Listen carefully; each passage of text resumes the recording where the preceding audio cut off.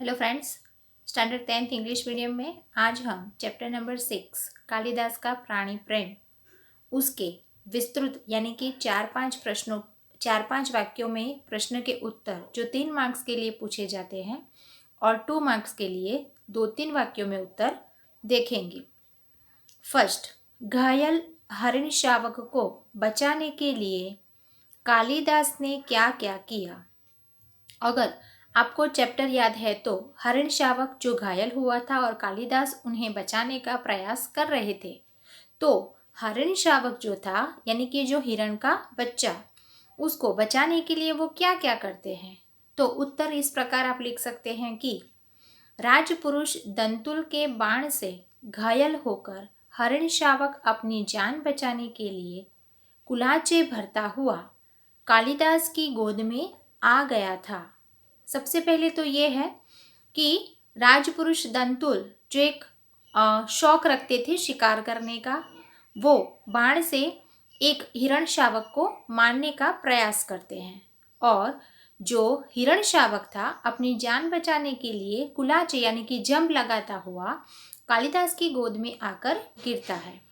तब कालिदास ने उसे अपनी गोद में समेटकर उसके घायल बदन को सहलाते हुए उसे तरह तरह से सांत्वना दी थी, यानी कि उसको बचाने का या तो फिर उसे जो चोट लगी है उसको बुलाते हुए सांत्वना देता था, दिलासा देता था। ठीक उसी तरह जैसे वे किसी घायल बच्चे को पुचकार कर धीरज बंधा रहे हो, यानी कि छोटा सा जो बच्चा होता है मनुष्य का घायल बच्चा, जैसे उसको धीरज से समझा रहे हैं, वैसे ही हिरण शावक को बचाने का वो प्रयत्न कर रहे हैं। मल्लिका के घर उन्होंने उसे दूध पिलाया जिससे उसे राहत मिली। मल्लिका के घर राजपुरुष ने हिरण शावक को अपनी संपत्ति बताते हुए कालिदास से उसे सौंप देने का हठ किया, तो कालिदास ने स्पष्ट शब्दों में उसे जवाब दे दिया कि इस क्षेत्र में आखिट नहीं होता और यह हरिण शावक पार्वत्य भूमि की संपत्ति है। आखिट नहीं होता यानी शिकार नहीं होता। सबसे पहले तो कालिदास उसको ले आते हैं, उसको दूध पिलाते हैं, तब राजपुरुष जो होता है वो अपनी संपत्ति बताते हुए उसको वहाँ लेने के लिए आ जाते हैं, लेकिन कालिदास उन्हें वापस नहीं देते और बताते हैं कि ये हमारे जो पार्वत्य भूमि है उसकी संपत्ति है, जिसको बचाया है उसको हम कभी ऐसे नहीं दे देंगे। कालिदास अंत में राजपुरुष की परवाह नहीं करते और घायल हरिण शावक को अपने साथ लेकर अपने घर में जाने के लिए निकल पड़ते हैं। इस प्रकार कालिदास ने हरिण शावक को बचाने के लिए हर संभव प्रयास किया। उनको मांगने पर, राजपुरुष के मांगने पर भी नहीं दिया, उसको दूध पिलाया और अपने पास लेकर चले गए। तो इस प्रकार आप 3 मार्क्स में ये प्रश्न का उत्तर अपने उन वर्ड में लिख सकते हैं। प्रश्न नंबर 2, कालिदास हरिण शावक को क्यों बचाना चाहते थे। तो कालिदास एक संवेदनशील व्यक्ति है। हम चाहे तो बहुत सारे ऐसे पशु पंखी मृत्यु हो जाती है, चोट लगती है, लेकिन हम उनको इतना मनुष्य के तरह बचाने का या तो उन तरफ देखते नहीं हैं। लेकिन कालिदास का जो हृदय था, उनका जो स्वभाव था, एक संवेदनशील व्यक्ति का था, यानी कि उनको ज़्यादा दुख पहुंचता था जब ऐसी चीज़ या तो ऐसे घायल किसी व्यक्ति को या पशु पक्षी को देखते थे। उनके हृदय में प्राणियों के प्रति बहुत प्यार था। वे उस पार्वत्य भूमि के निवासी थे, वो पवित्र भूमि है उसके निवास करने वाले व्यक्ति थे, जहाँ लोग पशु पक्षियों को अपनों में से अर्थात अपने मित्र मानते थे। यानी कि पशु पक्षी की रक्षा करना इंसान का एक फर्ज माना जाता है। उसमें से यह एक व्यक्ति थे जो पशु पक्षियों को अपना मित्र मानते थे। कालिदास के क्षेत्र में हरिणों का आखेट अपराध माना जाता था, यानी कि कालिदास जिस क्षेत्र में रहते थे वहाँ हिरण को मारना या तो फिर उसका शिकार करना एक अपराध है, गुनाह है, क्राइम है। आहट हरिण शावक को देखकर वे स्वयं आहत थे, यानी कि दुखी थे और उसे हर हालत में जीवित रखने का प्रयास कर रहे थे। उन्होंने राजपुरुष दंतुल से स्पष्ट शब्दों में कह दिया था कि यह घायल हरिण शावक उनकी पार्वत्य भूमि की संपत्ति है और बता दिया था कि यह हमारी संपत्ति है, हमारी भूमि की। यह सोचकर भूल कर रहा था कि वे इसे उसे सौंप देंगे, यानी कि जो राजपुरुष था वो सोच रहा था कि ये मुझे सौंप देंगे। इन पंक्तियों से प्राणियों के प्रति कालिदास के प्रगाढ़ प्रेम पता चला। प्रगाढ़ यानी कि बहुत गहरा प्रेम पता चलता है। जिस व्यक्ति के मन में प्राणियों के प्रति इतना प्रेम हो, वह एक घायल हरिण शावक की जान बचाना क्यों नहीं चाहेगा। यानी कि वो संवेदनशील व्यक्ति है, प्राणियों को वो बहुत प्रेम करते हैं, अपना मित्र मानते हैं, तो फिर एक हरिण शावक को वो क्यों नहीं बचाएंगे। मूक प्राणियों की, यानी कि जो बोलते नहीं हैं, वो प्राणियों की रक्षा करना हर व्यक्ति का कर्तव्य होता है। नहीं उसको मारना, लेकिन मरते हुए को बचाना। इसीलिए कालिदास हरिण शावक की जान बचाना चाहते थे। प्रश्न नंबर 3, हरिण शावक के लिए कालिदास और दंतुल के बीच में हुए संवाद को अपने शब्दों में लिखिए। पूरा चैप्टर संवाद से पूर्ण होता है, तो हमारे शब्द में हम किस प्रकार लिख सकते हैं।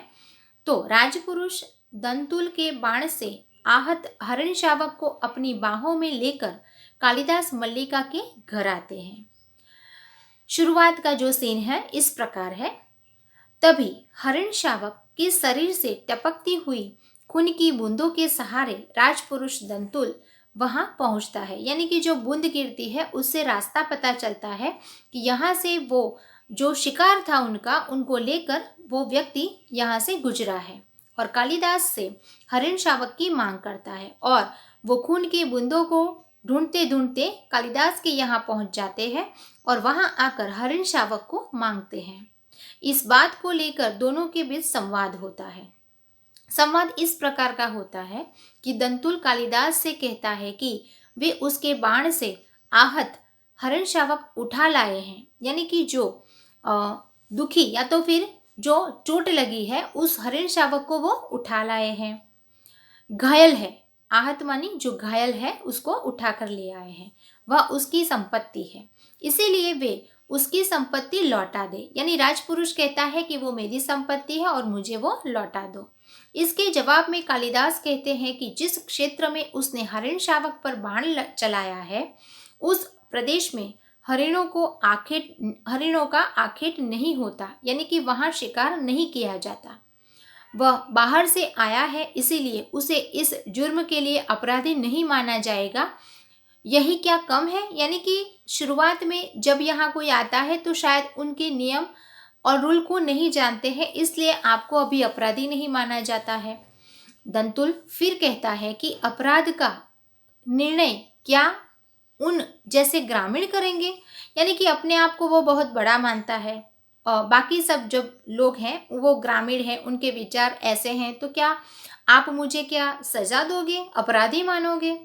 वह राजपुरुष के लंबे अधिकार की घोष जमाता है और हरिण शावक को अपनी संपत्ति बताते हुए दे देने के लिए कहता है। यानी कि अपना अधिकार जमाता है और कहते हैं कि मेरी संपत्ति है तो मुझे दे दो। कालिदास कहते हैं कि हरिण शावक पार्वत्य भूमि की संपत्ति है, यानी कि ये हमारे पवित्र भूमि की संपत्ति है। इसके बाद कालिदास घायल हरिण शावक को लेकर अपने घर रवाना हो जाते हैं, यानी कि वहां से चले जाते हैं, उनको वो वापस नहीं देते। अब 2-3 वाक्यों में उत्तर। पहला प्रश्न है, माँ के रुष्ट होने के पीछे मल्लिका क्या अनुमान करती है। तो मल्लिका कालिदास के साथ बरसात में बाहर आ गई थी और इसीलिए इस बुरी तरह भीग कर घर लौटी थी। बुरी तरह यानी कि बहुत बारिश से वो पूरी भीग गई थी और वह घर जाती है। मल्लिका अनुमान करती है कि उसकी माँ के रुष्ट होने का कारण यही है, यानी कि मल्लिका की माँ उसे रूठ जाती है और यही कारण है कि वो कालिदास के साथ बरसात में बाहर गई थी और भीग कर लौटी थी। दूसरा प्रश्न, दंतुल कौन था, वह मल्लिका के घर कैसे पहुंचा। तो दंतुल उज्जैनी राज का राजपुरुष था, जो 1 मार्क्स के लिए यहाँ पूछा जा सकता है और 2-3 वाक्यों में ऐसे 2 प्रश्न मिला के पूछा जा सकते हैं। तो आप लिख सकते हैं कि दंतुल उज्जैनी राजा का राजपुरुष था। उसके बाण से एक हरिण शावक घायल हुआ था। घायल हरिण शावक अपनी जान बचाने के लिए कालिदास की गोद में आ गया था, यानी कि उसको मालूम था कि शायद यहाँ मेरी जान बच जाएगी।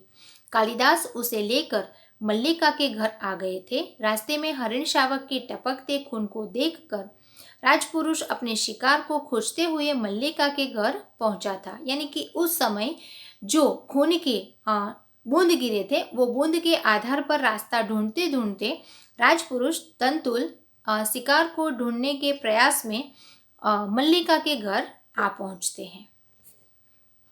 अगला प्रश्न, मल्लिका ने दंतुल को हरिण शावक के लिए हट करने के लिए क्यों कहा? तो दंतुल कालिदास से घायल हरिण शावक लेने पर अड़ा हुआ था, यानी कि वो मानता था कि ये मेरा शिकार किया हुआ है।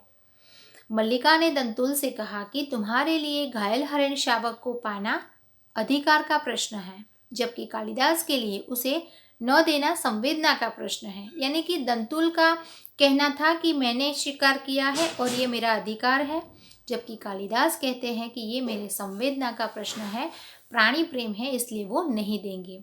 अधिकार के प्रश्न से संवेदना का प्रश्न अधिक महत्वपूर्ण है, इसलिए मल्लिका ने दंतुल को हरिण शावक के लिए हठ न करने के लिए कहा।